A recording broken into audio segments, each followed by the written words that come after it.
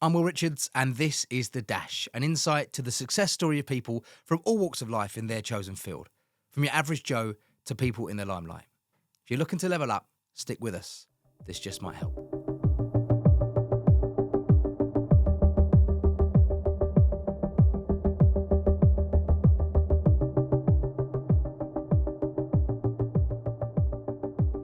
Brad, how are you? I'm good. I like being here. It's a lovely studio. It's a lot lighter than mine. Well, yeah, that helps. There's plenty of lights around. I need them because it helps me show my tan. Yeah. Off, 100%. Tan, teeth, guns. Yeah, You got the lot. you know, I noticed when I came on your podcast, In Conversation with Brad Wendes, check it out on YouTube. I said I'd plug it. No, I didn't realise it'd be that quick.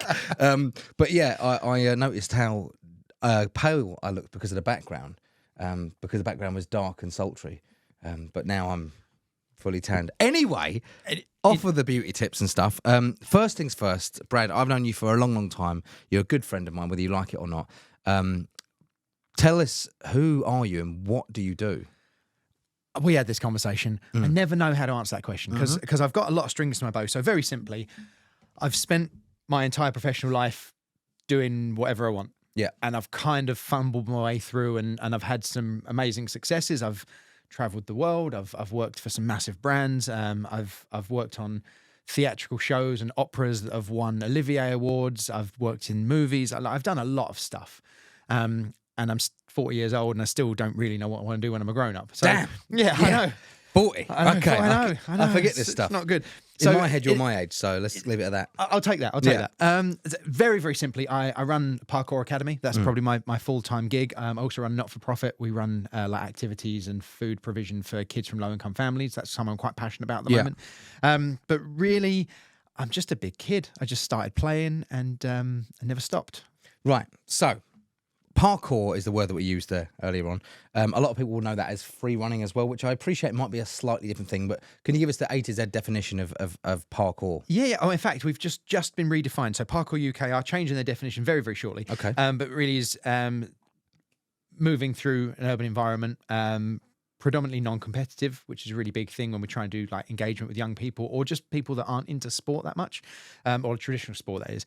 But it's a really accessible physical activity that is about overcoming obstacles. Simple as that, overcoming obstacles, and you can take that as deep as you want. So I want to jump over this box. How am I going to do that? Lots of different ways I can do it. And then teaching young people kind of resilience. So when they've got issues and problems in their lives, they've got to look at what tools they need to overcome those obstacles. Instead of something being a barrier, I can't do this, the question becomes, how do I do this? And that's really what we try and teach the young people at the academy and people that come into us, and particularly people that are like from adverse backgrounds. We've got a lot of like children in the care system. Right. And we've got children that are from particularly low-income families, kids that are benefits-based school meals, and also kids that just kind of don't feel they belong. And something that I found when talking to a lot of people in my podcast, which I'm not going to plug too much, I promise, is about the importance of finding somewhere you belong, finding your tribe.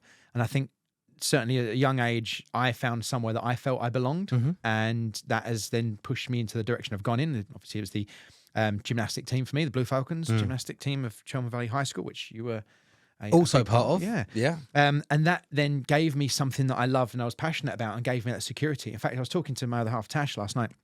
There's someone that comes to my my academy, and he's a really lovely lad, really, really lovely lad. And he mentioned to us that he's been bullied and picked on.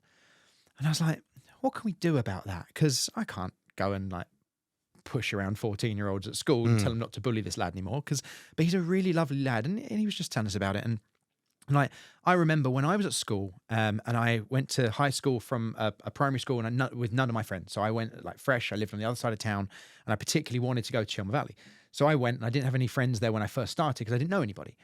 And I joined the gymnastic team, joined the Blue Falcons, and you get that like thing in school where you're year 7, you're first year, and you're carrying your tray of food at lunchtime, and you're looking around for somewhere to sit. And I couldn't see anyone that I knew to sit with.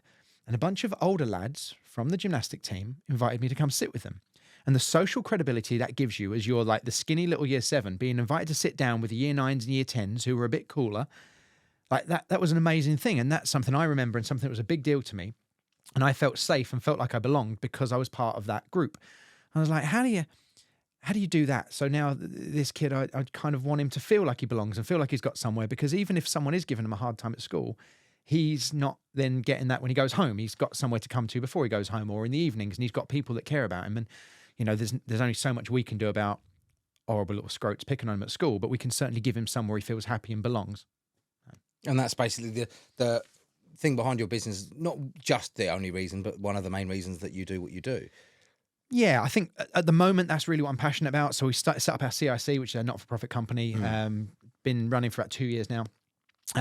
We got some big funding from Ministry of Justice, running activities for kids who are on the fringe of being involved in crime and violence, and just getting them. And it's really easy to start talking about preaching to young people, and they're not going to listen. I'm a 40-year-old bloke. What are they going to like?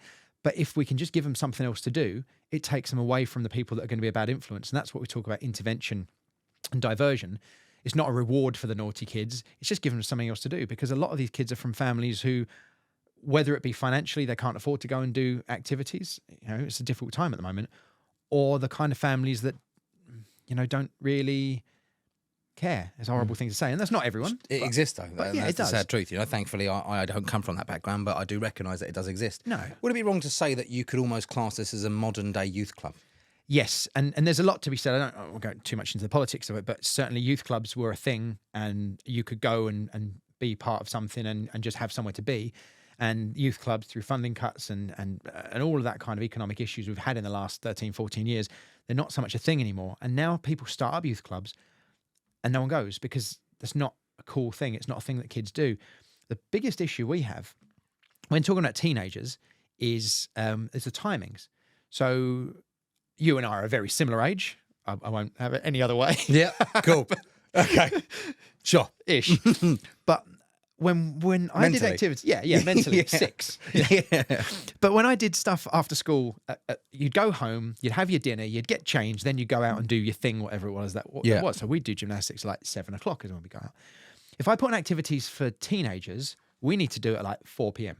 because if they go home, they're on their devices and they don't leave. They don't go out again. That's something I never considered, yeah. They'll get on the game, they'll get on the headset, or they'll get on their phone, or whatever it is they do. They'll shut themselves in the bedroom and they won't come out again. So we were putting stuff on 7, 8 o'clock at night thinking, where's our 15, 16-year-olds? This is all free activity with dinner. So they come to us, we give them a hot, nutritious meal, we sit down, have dinner together, and we do some sport. Really great provision, completely free. I'm like, where is everybody?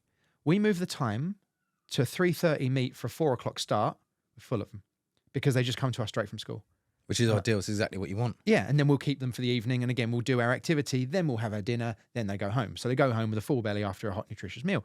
And it just blew my mind that that's the way to engage with teenagers, is to do it earlier. Like, okay. Yeah, because surely they're asleep still at that point of time. But obviously they're coming from school and stuff like that. So we overlook, I should say, a lot of the time, the privilege that we have. And what I mean by that, for example, I was very, very fortunate that I went to school. I was dropped off, or I cycled to school. I'd cycle home, or I was picked up and taken home. And then from then, dinner was cooked for me because my parents cared. And then me and my brother were both dropped off at Blue Falcons, or if my mum couldn't, our other friends, whoever might be, the Whiting family might take us down or whatever it might be. And then we were dropped back because everybody cared. But there are people out there that don't have the... I'm going to say, I think the word is privilege, that somebody cares enough to go, here's your dinner, don't forget, you're up the road at 6:30 because you got this, then you that. Every Wednesday and... Mondays and Wednesdays, right? Yeah. Cool, blimey. Yeah, so there's a lot to be said about what you've created, and I want to get slightly more in depth with that later on, but I want to look at the cool side of it, right? Okay. Not that isn't cool, but there's a lot of people... will know you and other people that you've worked with over the years, like old school, like Gav DeBoos and Luke Markey and all this sort of lot, from the Snickers adverts and from all these sort of things. So let's just talk through some of these brands that you've worked with that have led you to create a business that has, I'm happy to say, recently turned £1 million, which we'll get into again later on. But so go through some of these brands, just blow your own trumpet, because you need to. All right, so I've done some incredible things, and I don't take that for granted. Started out doing a bit of parkour, and then you get into, I've now done this thing. For one of the first jobs we did was for the Renault Formula One team. Yeah. When Renault won the double in 2005, I think, got flown out to Paris, and we did a show, and I'm stood on stage with Fernando Alonso, who's just won the Formula One championship, and Renault won the Constructors' Championship at a party in Paris. And then a couple of years later, we're doing the Sex and the City premiere. So I'm there with the stars of the Sex and the City. We're schmoozing at this party with a free bar with big celebrities, sharing a changing room with the Sugar Babes. Like, blows my mind that I'm there. You weren't allowed to, but you were in. Yeah. You were in there.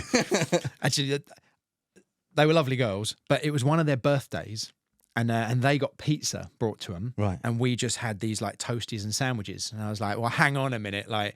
We're on before, like, we're on after you. You're supporting us. They didn't like that very much. Like, we want the pizza. yeah, we want the pizza. But it was, yeah. So it was. I think it was Heidi Range's birthday that day, and they got pizza as a result. But you know, like schmoozing with those kind of people, it's a wacky time. I've worked with Emma Thompson. I've worked with Glenn Close. I've worked with Alfie Bowe. I've worked with Michael Ball. Like all these incredible people, and it just comes from, I guess, just not wanting a proper job. Who was the biggest dick you've met? Not who has, who was. Who was? I've got to say, the bigger the budget, the bigger the production, the bigger the egos, the nicer everyone is. Is this real or is this sarcastic? Absolutely, hand on heart. Now, I have seen conflicts between people. I've seen disagreements. A lot of it comes from their people rather than the individual, right? In my experience. So there was a disagreement between two people who they thought they were equally famous, and there was an argument over who was going to bow last. The two. Wow. Yeah. Okay. That kind of. And yeah. the two people were very nice separately to me, but there was some conflict there. Who were they? I can't possibly say. I really can't. I'm just trying. I'll get in. I might tell you later when the camera's on. Yeah. But it was really coming from their people. So and so's agent wanted this, and so's agent wanted that, and they'll get an email from the other person's agent that's wound them up. Then they'll be horrible to that, and it's just it's that kind of thing that causes a problem. But actually, when you've got really wealthy, really successful people that are very good at what they do, they kind of know where they're at. So there's been a few little Divas drops, and I've seen people moaning because they didn't get their coffee or whatever. But for the most part, like, everyone's really nice to me. Yeah. And you're a good person to get on with, though, Brad. There's a lot to be said for that. I mean, people are as nice as they. What's the term? Treat others how you expect to be treated. So you often give out a really nice energy, so people are going to reciprocate that. Yeah, it does get me in trouble. So I, as a person, I don't want to be too pretentious, but I kind of think that all people are equal. Like, I don't care who you are. All people have the same value in the world. Sometimes that's a really good thing, because when I meet someone, I treat them as an equal. If they are, I don't know, someone who is potentially looking up to me, or someone I'm in a position of power or authority over, that's a nice thing because they feel valued. Whereas if you're talking to someone who thinks they have a higher value than you, that can rub them up the wrong way, because they're like, who the hell are you? And I'm like, well, I'm another person the same as you. So it's good and it's bad. For me, I think it's the way I'm always going to be. I'm just going to treat everyone as I find them. But some people like that and some people don't. Yeah, I do understand that. Going back to what you said about the bigger the budget and so on and so forth, and the bigger the star, if you like, the nicer they are. I do wonder if a lot of that coincides with sort of gratefulness, because there's a lot to be said about writing your gratuity lists in the mornings and these sort of things. You've seen this sort of stuff. Oh, yeah. The law of attraction. I'm sure you've The used Secret. that. The Secret. Yeah, Rhonda Byrne, good old Rhonda. She's on soon, and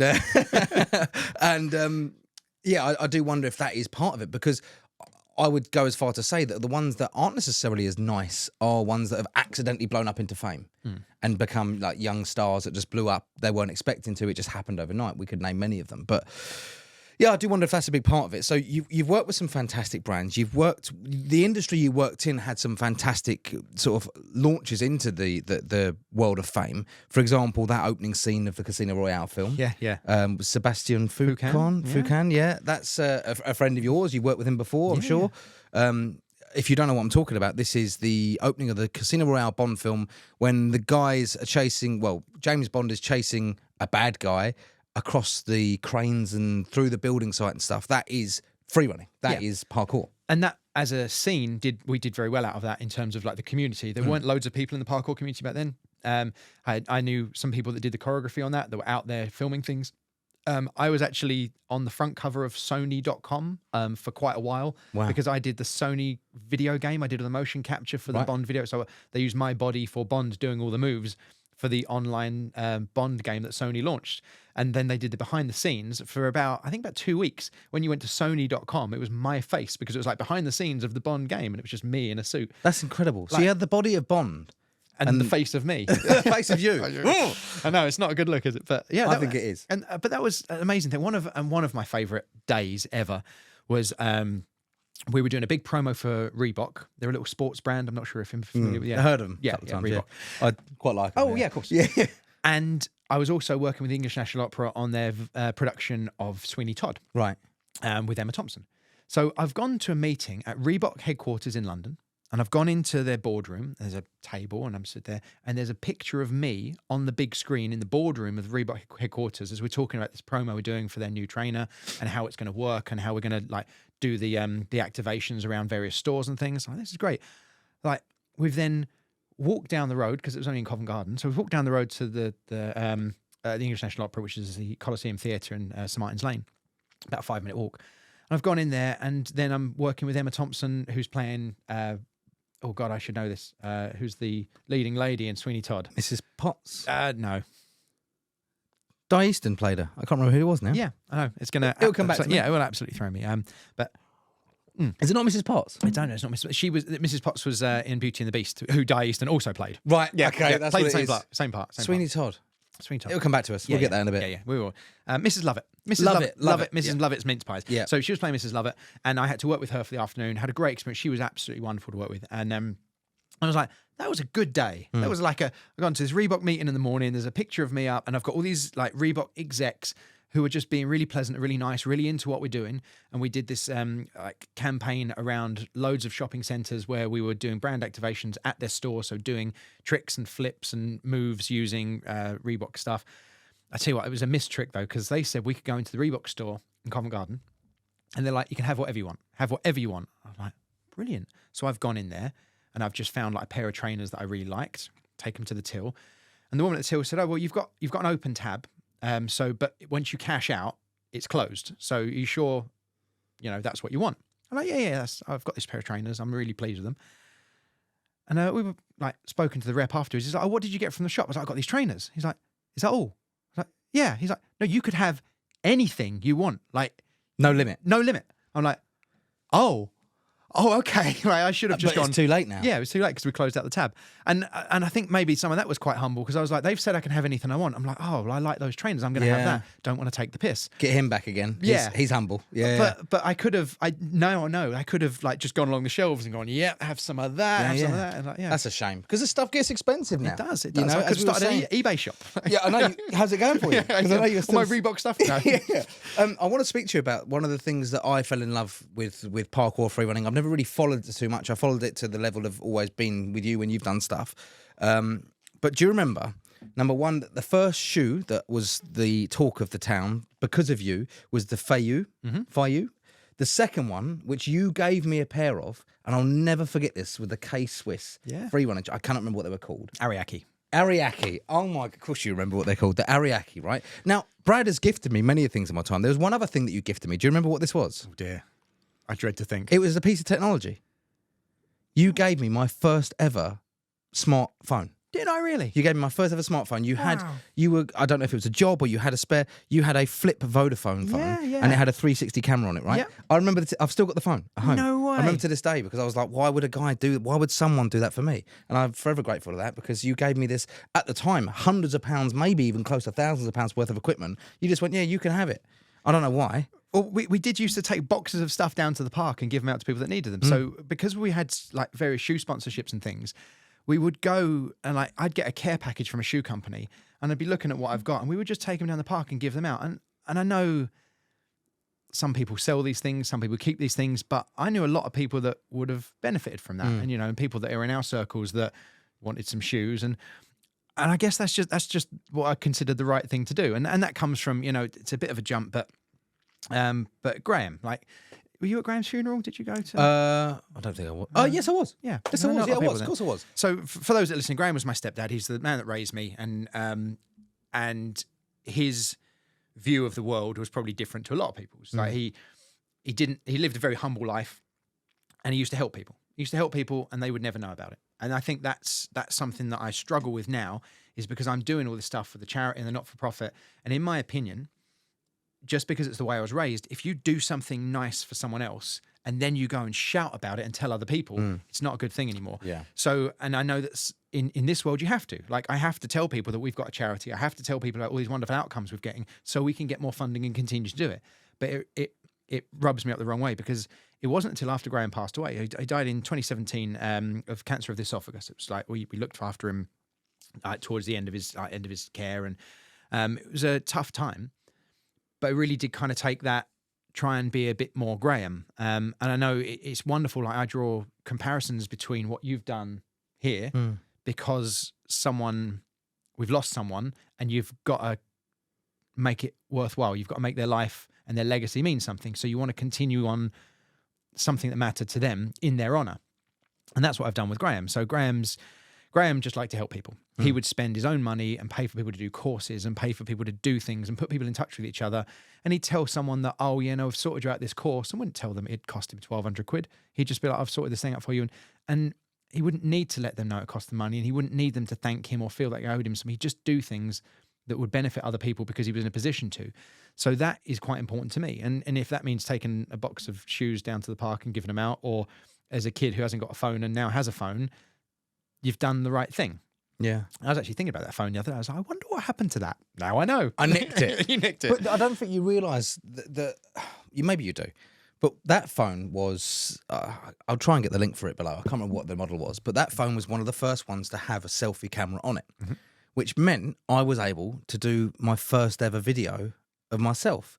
Now, little did I know that years to come down the line, I would do this as a fucking job, right? Yeah. So you might have been the instigator for that. And I hate to say that because I think you're a dick. No, I'm joking. Yeah, well. But these are the things that you don't realise, you know. And the same with the Ariake. That shoe, I get a funny feeling with that. I love that shoe. Great shoe. I don't know why you gave me a pair. I think I begged for it. But the Feiyu was really cheap and really reasonable. But the K Swiss, everyone wanted a pair of the Ariakes, and they had like tire tread at the bottom of them. They were so cool. I wish I still had them, to be honest with you. They were so cool. I don't think they were actually that good for free money. They were a bit heavy and a bit stiff, but they were a good shoe. I loved those. They looked so cool, right? Yeah, they were a really cool shoe. But and they had the over, under, and through as the logo, didn't they? Yep. Anyway, I'm going off track now. My next question, we've kind of already touched base on a little bit, but there's a lot more I want to talk to you about on this topic. Is your influences, and obviously one of the biggest influences of your life is Graham. Yeah. Now, you mentioned what happened. Really, really sad story about Graham, and he was such a great guy. He was a big part of my life as well because of the Blue Falcons. He's always around those sort of people, and he always had a word of wisdom or two to share with us all, and managed to always deliver it. Like going back to what you said earlier on, who the hell was going to listen to a 40-year-old man? You just need to give them something to distract them. But I don't know what age difference was between me and Graham, but he managed to always hold of our attention from year 7 all the way up to year, I'm going to say 10. I was in Blue Falcons still. So he was a big influence to you. But tell us a little bit more about the backstory of your relationship with Graham and what led you to sort of how he helped you follow what you wanted to do. Yeah, I mean, I've got a lot of Graham. There's a lot to unpack, and I'm now in a position where I can kind of talk about it a bit more. But like very, very long story short, I was born into a family who had a couple of quid. You know, I went to private school from the age of 3 to the age of 6, I think. And for whatever reason, my mum left my dad, and that was it. You know, he lived in a bloody great manor house and had Range Rovers and Porsches, and we lived in a 1-bedroom flat. My mum slept on the sofa. I had holes in my shoes. So to go from being from a relatively wealthy family to being a not wealthy family, I suppose when you're that age, you don't really realise, you don't know, like it's just life. That's what you know. But so to have like cheese spread sandwiches for dinner every night and have holes in your shoes, and mum have to work 2 jobs just to pay the bills, and mum sleeping on the sofa, and the car got repossessed, and all these kind of things. As an adult, I look back and I'm like, wow, that must have been really, really tough. But when you're a kid, that's just life. Yeah. You know, this is it. And Graham came into our lives during that time. He was the barman at the leisure centre where mum taught aerobics. So he was known to me because I would go and watch her teach aerobics because she couldn't afford babysitters. So I just sit in the leisure centre. Or I'd join in one of the other activities like a karate or something, which Graham also did.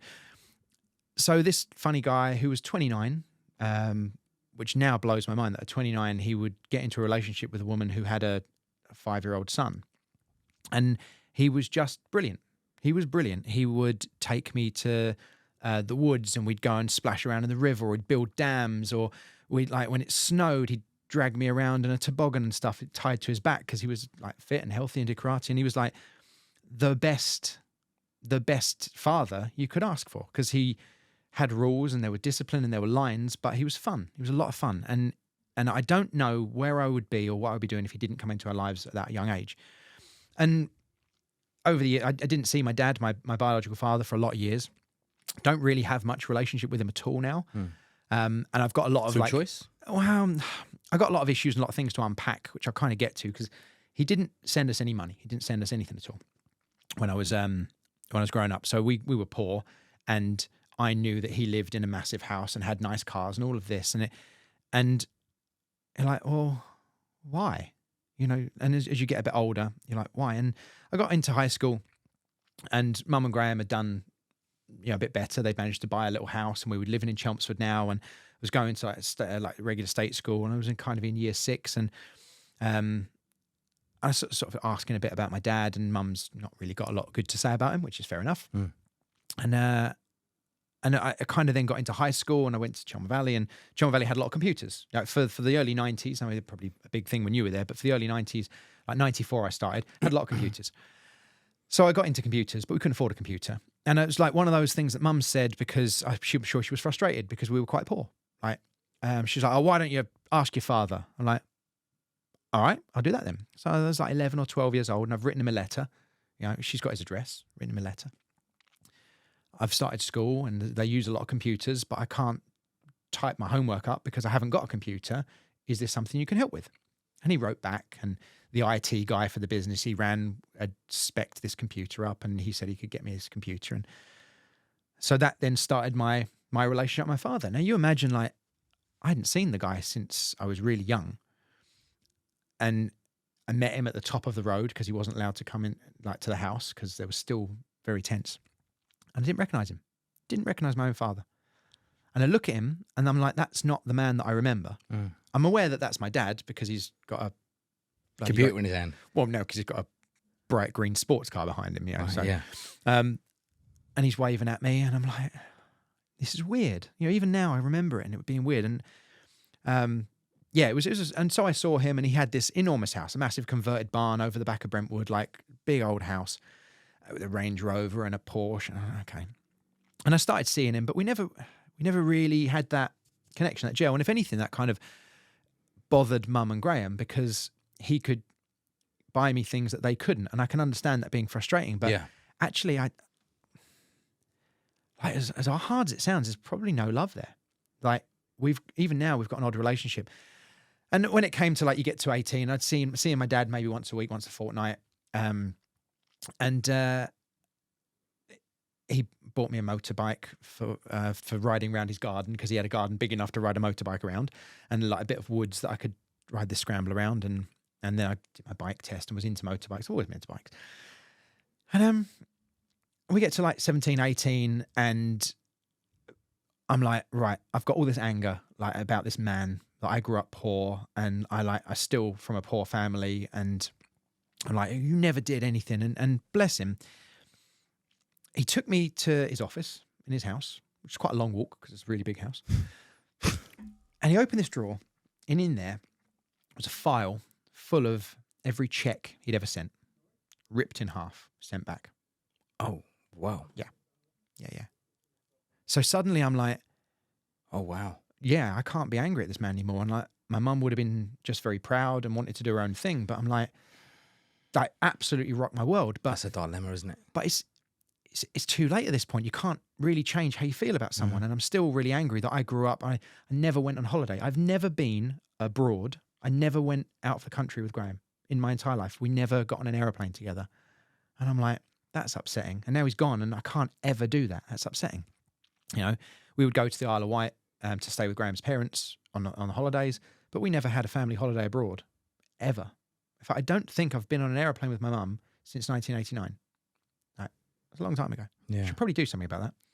Well, but it's difficult, and I'm still, as an adult, as a 40-year-old man, I'm still very angry at him, because I'm like, he's got 2 children from his second marriage, My little sister, Abigail, she's just finished university. She went to Oxford Brookes, had a great time. And my little brother, Toby, is turning 17 this year, and he's just got an apprenticeship tree felling. You know, they do work. Yeah.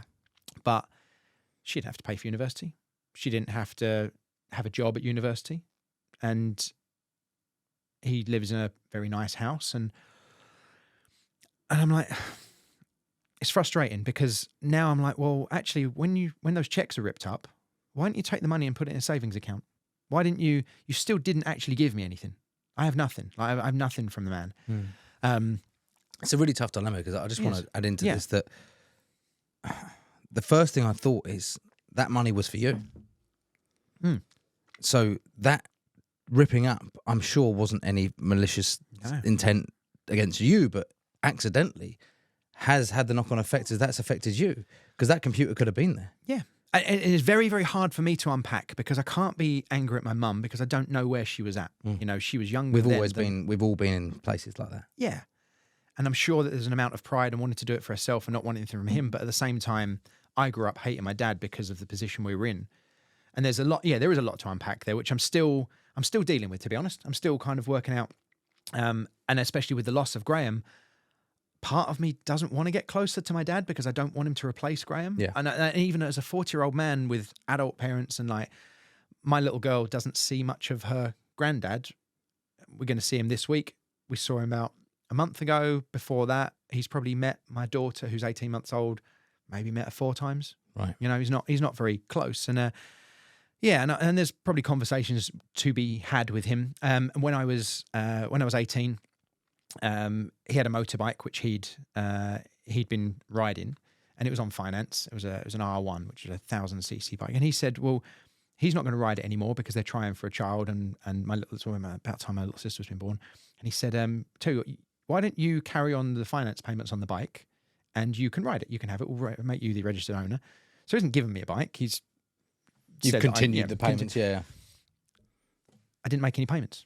In fact, what I did is I took that bike and I sold it, and I used the money to go and travel around America and work in America when I was 19, the second year, because Mum and Graham couldn't afford to pay for me to go and work in America where I'd worked when I was 18. I wanted to go back and work there for a second season, but I couldn't afford my flights.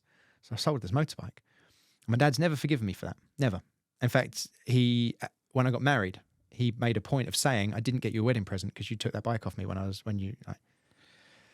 and again, there's a big debate to be had there. It wasn't a good thing to do. It wasn't the right thing to do, but I'm like, well, you owe me far more than that in lifetime. And we have got a very strained relationship. Better now, but he doesn't really do birthday presents or Christmas presents. He's the only one of the grandparents who doesn't have a savings account for his granddaughter. Like, he still doesn't really get involved, and we've got a really strained relationship. And a few times he's asked me for that money back, and I've done lots of stuff for him in the past. I've helped him with his businesses, helped him produce content like video and photos and things. And he's never really acknowledged or appreciated any of that as of benefit. He's a very difficult man to deal with. And I'm like, I don't think there's any way that this is ever going to be okay. I can't see any way. And we'll have to have a proper conversation at some point. He can't use a computer, so he's never going to watch this. But he's actually here today. Therapy. So that's where I came from. Like the reason that that's so important is because I would do anything for my little girl. And as a father, I know that we're putting money aside for her. I want to get a huge chunk paid off our mortgage so we can buy a bigger house and have more equity in another 20 years so I can downsize and give her the money she's going to need for a deposit. I'm already planning for what I want to do when she's 21, 22, 25 to make sure she's okay. And nothing's going to get in the way of that. And I'm like, now I understand what it is you didn't do, and I don't know why you didn't do it. How much of your plan, your forward plan, which is completely understandable, was driven by the fact that that's the right thing to do, or by the fact that you didn't have it done for you, so you want to make sure it's done for your daughter? I have, for the most part, made my own way. You know, I started a business by just doing a bit of jumping around and then a little bit more jumping around, and then you start to be a bit organised, and being a bit more organised and a bit older and a bit more driven than a lot of other people that are around me, I've ended up being the business leader and running the business and doing the stuff. And I think that that's me, and probably my dad's relatively successful in business. Some of that's probably come from him. And I don't know. Yeah, it's a tough one because I know that Mum and Graham would have done anything for me, but they couldn't give me any money because they didn't have any. But they would have done anything for me, and they did. You know, helping out with the gymnastic team, driving me around, and being the best parents they could be with no money. There is a certain amount of privilege there, and I see kids from families now where we've got one kid who comes in who's the oldest of 6, and he has to look after his younger siblings because Mum has to work to then pay for these. And I don't know what it's been like to be in that house because I was loved and I was looked after and I was cared for. We just didn't have any money. And that's very different to someone who, again, the other side of that is dad had loads of money, but didn't care. You know, it's almost the polar opposite. Yeah. You know, it's difficult. Would this explain, this would be slightly off topic for some people, but the R1, the motorbike. I remember not that motorbike, but I remember a motorbike that you used to ride to the Falcons. Is that, it's not the same one? Not the same one, no. But is that the reason you bought that bike? So I had a couple of bikes of my own, which actually Mum and Graham got finance on my first motorbike when I passed my bike test, and then sold it to recoup their money. So they were able to do something like that. So they did pay for my transport for that year, and then Dad got me his bike, and that probably pissed on their firework a little bit. And therefore they had no objection to, they knew what I was doing. They had no objection to me selling it and buggering off to America again. Yeah, and I loved motorbikes, and maybe some of that, I think there's always been a part of me that has been desperate somewhere in here for my dad's affections and attentions and wanting him to be proud of me. And even now, like in business, I'm doing all right. I've got a little girl. I've got a house. You know, I've got a great partner. I've got a lot going on that's really good. I'm doing wonderful things for the community. I'm very proud of what I do and very proud of what I've done. And sometimes he'll talk to me and he'll almost be like surprised that I'm successful. Like he's got such a low opinion of me and low opinion of my worth in the world. He's like, "Oh, you did that?" I'm like, yeah, I did that without any help from you. Yeah. I do wonder if psychologically for your biological father, I will say, that's my opinion. Not that I'm entitled to one, but there you go. I will say that I wonder how much of his subconscious attitude towards you of, surprised that your success is because he's in denial of the fact that he did something wrong. I've had situations recently we spoke about on your podcast where the other people that have done me dirty or done bad things that have no idea what they've done wrong, more to the point they think they've done nothing wrong. Yeah. So when somebody would say, "You did something wrong," they go, "I did something wrong?"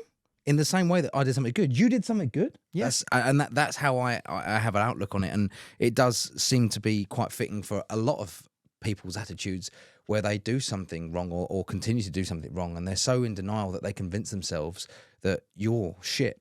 Yeah. So how can you do something good? And they're just surprised that you're like, well, you know, he didn't have any input. I don't listen to him in terms of business. So how on earth could I be successful without him? When Mum and Graham arguably weren't financially successful, but my God, like that was the best house to grow up in.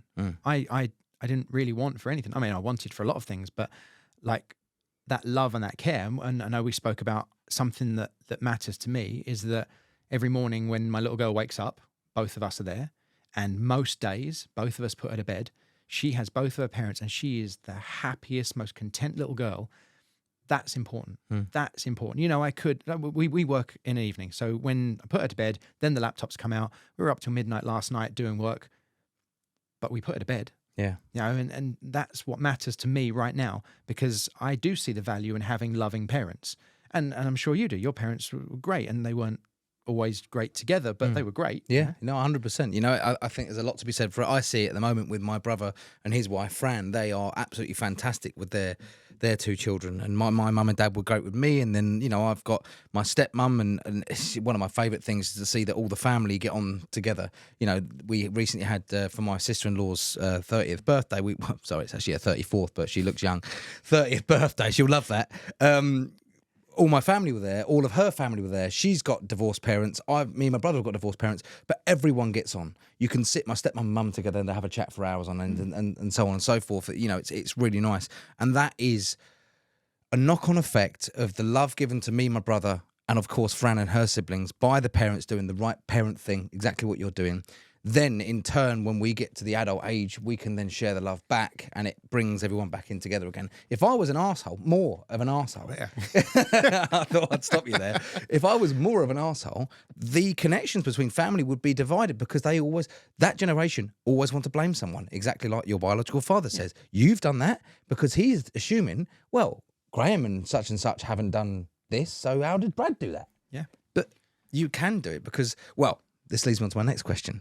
How much of that angst towards that situation is your driving force to make things happen? Yeah, I mean, yeah, I've always wanted to be successful. And some of that is like, want dad to be proud of me. And some of that is, oh my God, I've got to pay the bills. So when myself and there was a girl that I started the business with many, many years ago, and that relationship didn't work out. And I'm left with nowhere to live. And she changed the locks, and all I've got is a van full of parkour equipment and a trampet. That is everything I had in the world. And I don't really know why. I think it's because she said, oh, why don't you go stay with Graham? And I'm like, I'm not going to stay with Graham. So I didn't even know where my dad lived at this point. But I had a vague idea from a description my nan had given me of where he lived. And I knew what his number plate was, because he's got a personalised number plate. So I drove around looking for where he lived and turned up on his doorstep out of the blue and stayed at his house for 3 months. So he did take me in. He did, When was this? that was Christmas 2010. Right, okay. So So these are times where I know you, but I obviously don't know the hell you're going through at the time. In fact, that night, Harry and Kaylee were driving around looking for me because they didn't know where I'd gone. Yeah. And I just went and found out where he lived and knocked on his door, and I was like, I need somewhere to stay. And he was like, well, we've got people around. And I was like, I need somewhere to stay. So I stayed in his spare room on a mattress on the floor, no bed. It was just a little under 3 months. And then he's like, you need to go.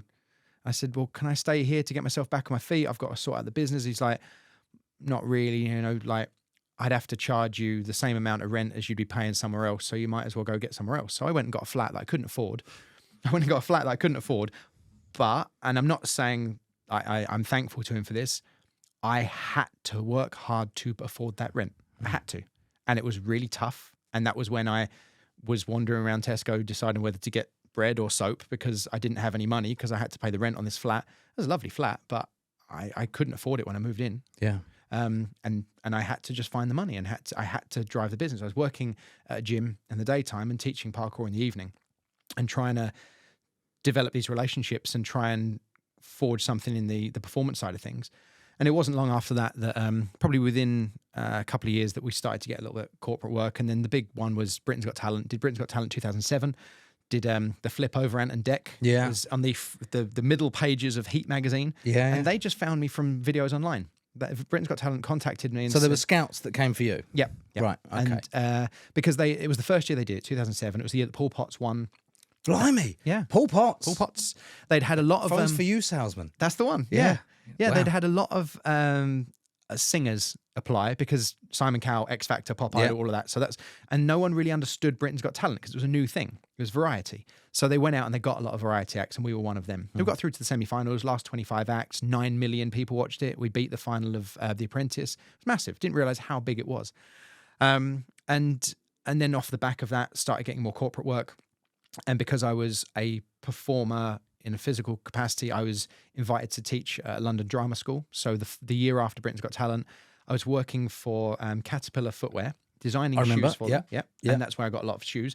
I was on a retainer, so they would pay me. It wasn't, now I think it's not a lot of money, but then I think they gave me about 1,500 quid a month just to not work for other shoe companies.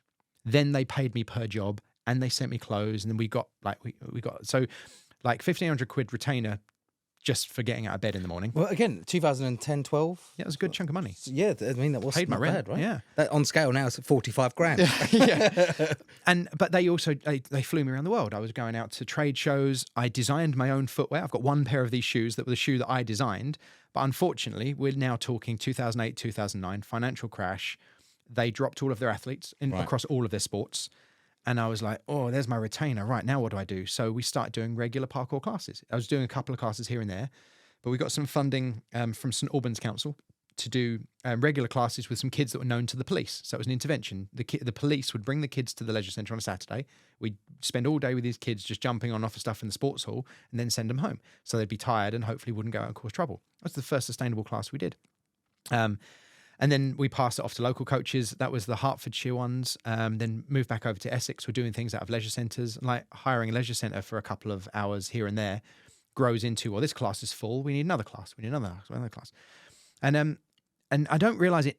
I didn't realise it at the time, but I've got some like deep business philosophy for you here that I heard, right. And a friend had said on one of his Instagram stories. I was like, I really like that. It was like, how many red cars did you see this morning on your way to work? Couldn't tell you. Yeah, no idea. But if I said to you before you go home, count how many red cars, you'd be looking for them. Yeah. Same's true with opportunities.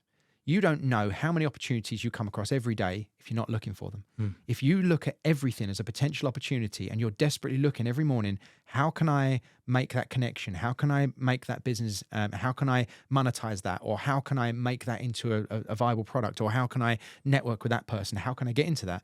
If you're looking for the opportunities, you'll see them. If you're not looking for the opportunities, you won't see them. How many red cars? So I like that. And now I'm looking constantly for where's this, where's that? And when someone talks to me, I'm like, well, we could do this and we could do that. And my mind's doing all these things because it comes out of desperation. When you absolutely have to pay the bills and you don't have the money in the bank to pay the bills, you have to grab every opportunity. Yeah. And I do, occasionally take my foot off the gas. When you get to a point where you're a bit comfortable, I take my foot off the gas. I'm like, this is all right. This is okay. And then that client will drop out or that will change or we'll need that. And I'm like, right, back on the gas again. So I'm now in a position where I don't do that so much, but I do like, oh, we need to grow. But now actually I want to spend a bit of time with the girls. Yeah. And the girls being my partner and my daughter. Yeah. Not like... No, I think we got that. Okay. New Brad Wendes. Yeah, not the old one. Not the old one. And I think that's where I'm at now. It's all very stable. We've just... we've done projects in the last couple of years with the Ministry of Justice. That's a big one. Again, working with kids who are on the periphery of violence and crime. We just got a big grant agreed this morning from Sport England on the postcode lottery on the postcode places, because there are some postcodes that we've identified in North Essex where there are kids that are at risk of becoming involved in violence and crime who don't have any activities because police haven't got the budget, youth clubs haven't got the budget, no one's got the budget. So now they're outsourcing to people like ourselves, so these not-for-profit organisations, to just go and they call it mentorship, but soft mentorship. So you just go and do some activities with them, talk about the kids and see where you can help them. If the kids haven't got dinner at home, well, that's all right, because we know a cafe. We can get them to bring some food over. What do you want to eat? We can sort that.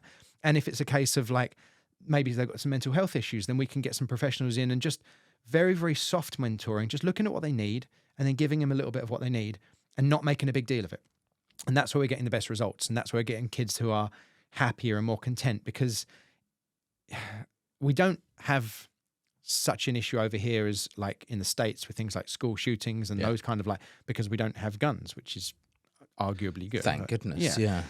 But we do have kids that will hurt themselves or hurt others. And if we can prevent that, then that's good.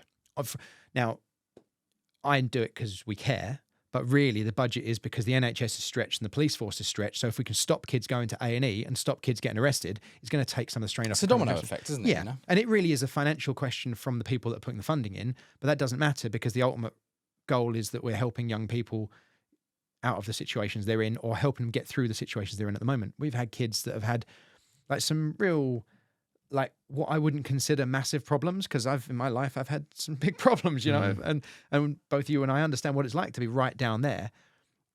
But if you've never been down there and you're normally here is pretty bad. Yeah. And here's worse and here's worse. Yeah. And if we can get those kids to just feel like they belong somewhere and then give them access to qualifications, give them access to employment with people that come and work for us that might not work for me for very long, because they'll use that time to then springboard. And if I can pay for someone to do some qualifications and then they go off and do something else and that's their career started, great. And I'll be proud of that. And I've got all of these people in my head that I am immensely proud of that have gone on to do other things. Even people that I might have fallen out with or had disagreements with, like, people that are now like working in Dubai and running their own parkour place. And I'm like, that's amazing. Now, we didn't end our relationship on good terms, but I'm so incredibly proud of what those people are doing now. And that's been, well, Graham via me continuing that legacy. And I'm looking at all of that and I'm doing it to make him proud of me. And I'm trying to make as much money as I can so my dad's proud of me, but he doesn't care. Well, I think deep down he does. But that's for the therapy topic. Yeah. Which we'll get on to at a later date. Thank you, Dr. Will. No, qualification's not come through just yet, but we'll get there eventually. One thing I do want to ask you, people that will be interested in this, because you have created, as I mentioned earlier on, it is now a milestone for you, where you have made over £1 million from the business that you've created, which is fantastic. Well done to you. And I look, as I said to you on your podcast, I look forward to the next million, and so on and so forth. What has been your biggest challenge in the last 12 months? Oh, last 12 months. That's a tough one. I mean, I can tell you. Within the business? Yeah. Because I know the one outside of it. I've got this rash, right? Okay, have a look. You can't catch it twice. It's fine. It might look small, but it smells massive. Yeah. That's what's important. Yeah. Give me some of the pain, but leave the swelling. Okay. Oh. Anyway. Biggest challenge in the last 12 months is a nice, easy one. You know, everything is going up in price. Everything, whether it be our electricity, our gas, all of the services, everything is going up in price. So I've gone from a business that required £8,000 a month to break even to £20,000 a month is now not enough. Like it's wow. Yeah, it's massive. The jump in everything. So we have to pass something on to the customers, and I don't like charging people more than I have to. Yeah. But I need a buffer, because if another bill comes in that's big, then I need to be able to pay it. So I have to justify. And their customers are brilliant, right? They understand, because all of their bills are going up, and they understand that I don't put up bills every year. It's only when. But the biggest challenge was I got a commercial unit, 7,000 square foot warehouse, and our rent was fixed. It was about £3,900 a month when we first started. Right. Yeah, that's not a small chunk of change, but the business can stomach it. COVID happened. We shut down. Business support. There was government business support, but wasn't loads. Yeah. My furlough didn't even cover my mortgage at the time, so I had to be taking back director's loan, which came out of some of the business support because I couldn't afford to live. It wasn't long after my wife had left, so I was living in a house on my own. My friend moved in with me, and he was contributing some stuff to the bills, but I didn't have any income. So we came out of lockdown, and the landlord then says that they wanted full back rent for COVID. I'm like, well, even the business support we got wasn't even half the rent. There were a couple of people that worked for me that weren't eligible for furlough because they hadn't worked for me for long enough. So I've been paying them out of my own money. They don't know that, and I don't need to know that. But I paid people out of my own pocket because I couldn't not have them earn any money. So we came out the back of it, and they wanted full back rent. Now, I know this isn't the last 12 months, but it's getting somewhere. Yeah, I know. So we're being charged as back rent. So at 16 months, we were under restrictions where we couldn't have the number of people in. And I said to my customers, I wasn't going to turn on the memberships the minute lockdown ended. They would be able to contact me and say that they wanted to come back again, because people were still not sure at the end of COVID whether they wanted to go out. Some people were still shielding. Some people were nervous. Some people were keen to do things. And we came back and we were busy, and our customers were lovely and were really good. And I appreciate that. But then we're like, right, by the way, you owe us 40 grand or whatever. Like, okay, right. Well, can you just give us a bit of time to get back on our feet? Yeah. Okay. They then start putting the pressure on the following year. We then get halfway through our term with a rent review, and I spoke to the landlord, and it was just a conversation in the car park. Now I don't know anything about commercial leases. It's the first big building we'd had. So I said to him in the car park when he was out doing some inspections, I'm like, look, rent review next year. This was in September 22 for a rent review in March 23. Yeah. And I said, what are we looking at? Obviously, it's going to have gone up. What are we looking at? He said, well, we're looking at 10 to 15%, but I appreciate you need it on the bottom end of that. So we'll try and keep it as low as we can. Great. Okay, fine. So I'm thinking 10 to 12% increase. Right, I can plan for that. Cool. We then get to March, no rent review, no increase. I'm like, all right, maybe out of the goodness of their heart, so I decided not to push it. Didn't ask. Yep. Why would you? You're not going to go chasing for a bill. End of June, we're putting your rent up by 20%, and we're backdating it to March because that's when the rent review was, which we're contractually allowed to do. All right, so it's double what you said it was going to be, and you're backdating it.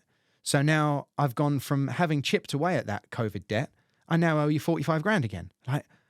And the rent's going up. So our rent actually, in real terms, our rent went up by £1,700 a month, which we started paying this month. After lots of the negotiation and to and froing and taking the COVID debt and the increase in rent and splitting that over the rest of the term, the rest of the contract. So it's gone up by, I paid it yesterday. Yesterday I paid the first increase. So now our rent is just shy of £6 grand a month, like from about 3.9, I think. which is mad, absolutely mad.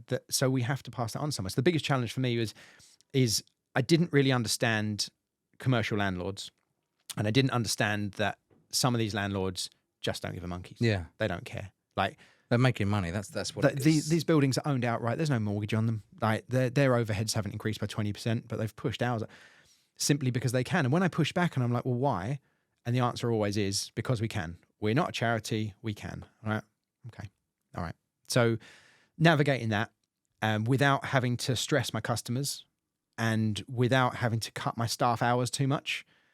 Like, I probably as an individual have 2 or 3 staff that take home more money than I do at the moment. Wow. Because I know they need it. That's the Graham in you, mate. Yeah, exactly.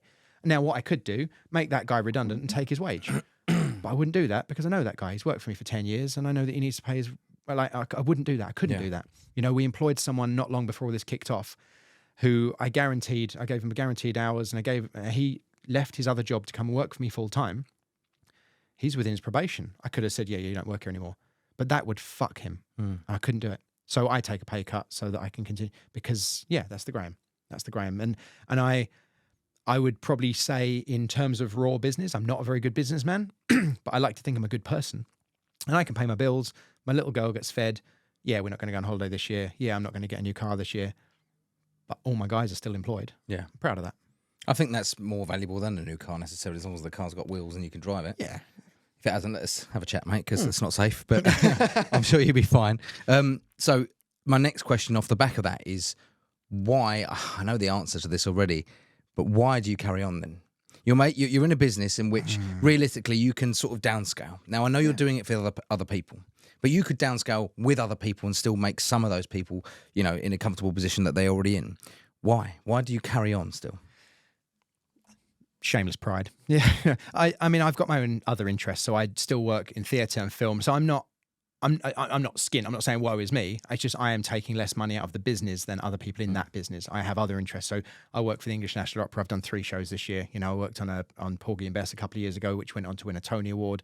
I'm very proud of the work that I'm doing in professional theatre and still travelling and doing that. I worked on Into the Woods with Terry Gilliam. Very, very proud that my phone rung and it was Terry Gilliam from Monty Python's like, oh, Brad, I've heard really good things. Can you come and work on my show? First name? Yeah. Yes, Mr. Terry Gilliam. I can definitely do that. Yeah. And Poppy. Did you put that voice on? How the fuck did you get that job? Funnily enough, there were while I was in the delivery room when my daughter was born, 3 people text me. 3 people text me while I was in the delivery room with my little girl. One of them was the production manager for that show. Right. Another one was my mum. And the third person was you. Was it? Yeah. What did I say? You were... Oh, God, wait. Okay, I can edit it out. You text me asking to talk to me about the best of Chelmsford because you were just starting up and you were looking for local businesses. And I think I sent you a picture of my little girl who was an hour old. Forget what I said. Congratulations. Yeah, exactly. Right, okay, exactly. cool. Yeah. Mad. That's crazy. Well, I'm so sorry. But it was about that time. So Poppy had been in the theatre with Terry Gilliam when she was 2 weeks old. So and me. And yeah. All right, mate. It was like this. Yeah. I think you'd seen a photo of her in that case before some of our relatives had. It's a given, really, isn't it? You know what I mean? Yeah. And I'm proud of it. Yeah. So when you say why keep the business alive? Because you're right. I could just fold it. I could chuck the lease in the bin, and I would probably be. I mean, I could easily make up the money that I get out of the business and do something else. And part of me is like, I've run this thing now for like 15 years and we've just done £1 million out of the academy. Out of that, like, you know, 250 grand a year for 4 years is £1 million. You know, that's amazing. That's the money that's come in on this new venture that I'm really proud of. But there are people that depend on it. There are people who depend, and that's where it comes down to. Not just the staff that work there, but there are the kids that depend on that provision. That kid that comes in the door every single day who has got all manner of issues. What's he going to do? Where else is he going to go? Because he comes to us every day, 6 days a week. So I do feel the burden of responsibility, and I do feel that I've got responsibility to these people. And if I can keep that thing alive and dig out of this hole and keep the business going, I mean, it's a great business. If it weren't for that back rent, we'd be laughing. We'd be absolutely laughing. And once that back rent's cleared, we will be laughing. Yeah. Because I've got a great customer base and we're still growing. We've done... I was stressed last week because I wasn't sure quite where we were going to be at the end of this month. And then we've done 30 grand in the last 2 days. I'm like, oh, well, we're okay. Because when you need it, you just have to. You just have to. And I know that sounds utterly ridiculous and I can't even explain it, but if you have to pay that bill at the end of the month, you just will. You absolutely just will. It's crazy, Brad, because I was having a chat with Johnny Johnson last week, which is the first podcast I did. Johnny Johnson owns Unlimited, and very similar situation. He had serious overheads to pay for the production of his beer. And he was in a place where I can't actually afford to pay. He gave them the green light to make it, couldn't afford to pay it, but knew within that 32-day grace period he had to pay it, that the money would come. And I think it worked out, we did the maths, 8 days before it was due, the money came. And it's something that he didn't know was going to happen. I think he got a couple of contracts agreed for different pubs to Marston's, I think, or Fuller's or something like that, to take his product on. But it always comes, and I think that's a really key element. I believe, as loose as this sounds, when money's supposed to be there, it will come. If you have your last 20 quid and it costs a tenner, but your mate wants to borrow a tenner, just do it, because I do believe it will come back. It will come back. There'll be times where you're like, shit, and you'll be close to cloth, turtling. Yep. But the money will always come. And as you've just said, your business is turned around 30k in 2 days, which obviously is not 30k net, but it's turned around enough money to be able to continue working for the next 10 minutes. And that's where a lot of small business fail is on that cash flow. Because if you pay all your bills straight away and you've got nothing left in the bank, then you've got nothing left in the bank. So anything happens, and that's really the issue that we've been having, because we're just hemorrhaging money on the rent and to the landlord. We haven't really got any working capital, so we need that money coming in. So yeah, it's not net, but that money doesn't need to be spent for another 6 or 12 months. So it's in the bank. So we've got some working capital, and we can have a bit of breathing space. Now we can start to strategize. Now we can start looking, instead of oh, we can't really afford that many staff on that day. We're like, well, let's just see what works, and we can move them around. And having money is it just gives you a bit of freedom, a bit of space, and a bit of time to think. Sometimes I think that having absolutely no money is a little bit liberating. And I remember there was a time some years ago where I hadn't paid a credit card bill, and they're phoning me up, and it was the most liberating, freeing conversation. I'm like, I don't have any money in the bank. What are you going to do? I can't pay you. Come and shoot me. Yeah. You can do whatever you want. But when I have money, I will pay you. But right now, I haven't got anything. And there's nothing this person on the phone can, because it's not like they can lean on me, or they can... I Probably stumps them a little bit. Yeah. Oh, okay. Whereas when you've got some money and lots to pay out, that's more stressful, I find, when you don't know how to prioritize and how to have conversations with people about when you can pay things. But when you've got no money, you're like... Do you know what I find so commendable, I love about this, is that for somebody that has a business that has turned over £1 million in existence, you find it liberating, which I agree with, that you find it liberating to have no money at times.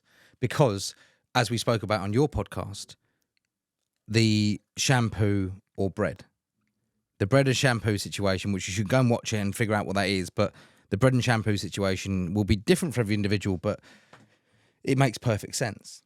And I'm very excited, Brad, because we'll wrap things up, but I'm very excited because I know that what you're doing and what you've done to date is so good, and you've got so many good things to come. I'm really looking forward to seeing the next steps for you.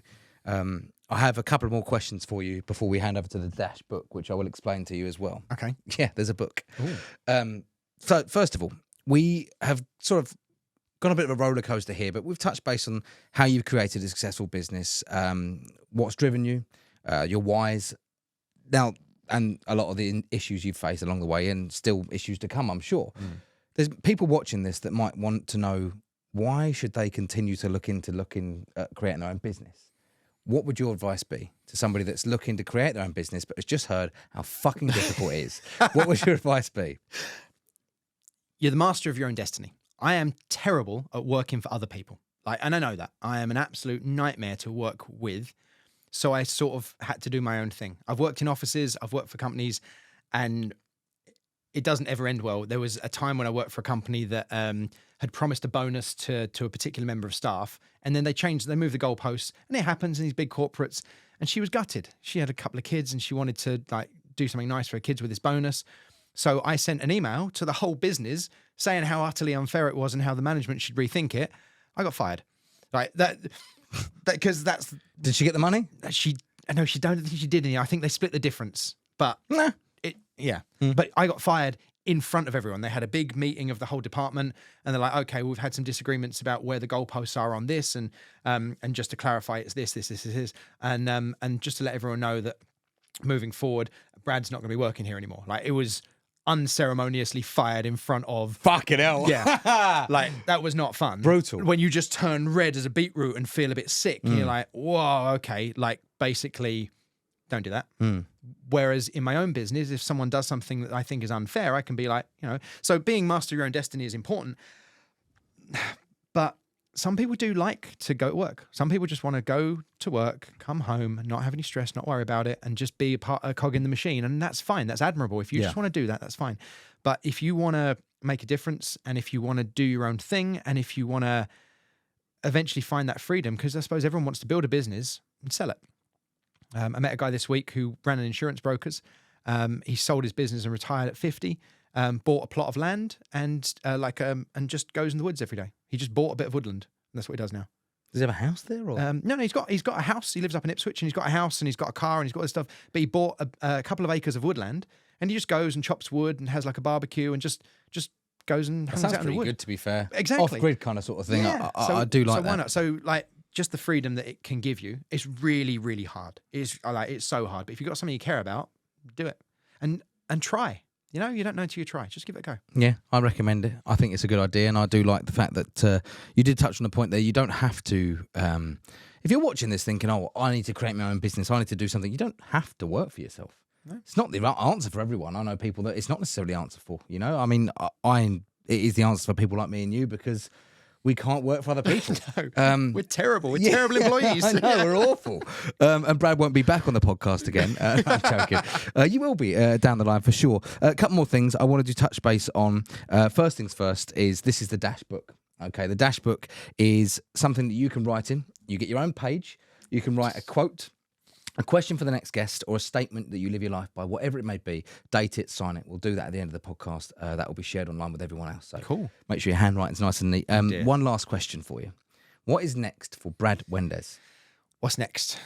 Next is get the house finished. So we're renovating a house, and that's taken a side step because the businesses need some attention. And I want to take my little girl on holiday next year. Because at the moment, we're not having a holiday this year because we've got so many other things. So I want to take little Poppy on holiday next summer. That's the short term.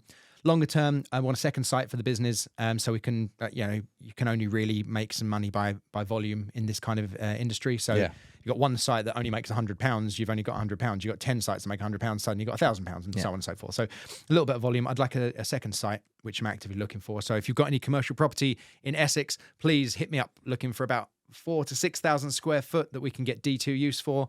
Be great. Thank you. That means nothing to me. As you know, I've got no commercial property experience, but someone somewhere will be able to help you with that, I'm sure. Brad, it's been fantastic to have you on. I really appreciate it. I like I'm looking forward to seeing what you're going to do with your own life and family as a friend, but also with Kinetix moving forward. Where can people find Kinetix stuff? So if you're interested in Kinetix, Team Kinetix, that's on all the social medias, got my little logo right here. If you're interested in stuff to do with me, Brad Wendes. I'm the only Brad Wendes in the world. I've got Instagram, Facebook, Twitter, X, YouTube. So check my stuff out on there. But and OnlyFans. And no, if only. If I were younger and still in the shape I was, I would consider it. But if you would like to buy my feet pics, please just drop me a DM and we can sort that out. Yeah. There it is. Thank you so much, Brad. I'm going to hand this over to you now, so please crack on and write anything you'd like in there. But yeah, once again, thanks so much for having you on and for being here with me, and we'll see you in the next one. This is such a great setup. I'm really, really happy to have been here. Thank you so much. Good man. We'll see you soon. And yeah, cheers.